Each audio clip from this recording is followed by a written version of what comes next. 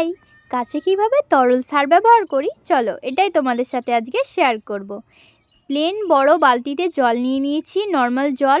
আর এই যে 5 দিন ধরে এই যে লেবুর খোসাটা ভিজতে দিয়েছিলাম সেই জলটা এই জলের সাথে মিশিয়ে নিচ্ছি।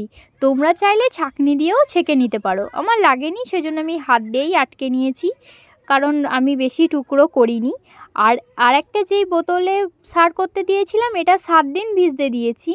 এটাতে কলার খোসা আছে, তোমরা সকলেই জানো কলার খোসাতে কত উপকার।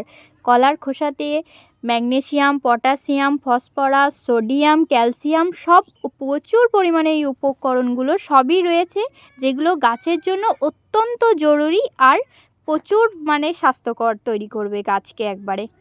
দেখো আমি প্লেন জলের সাথে মিশিয়ে নিলাম, আর এরপর এই জলটা আমি সব গাছে, যেমন গাছ আছে সেরকম, যেমন যতটা মাটি গাছের গ্রোথ অনুযায়ী ততটা পরিমাণ করে দেবো। বড় গাছগুলোতে বড় টবে আমি 1 মগ করেই দিচ্ছি।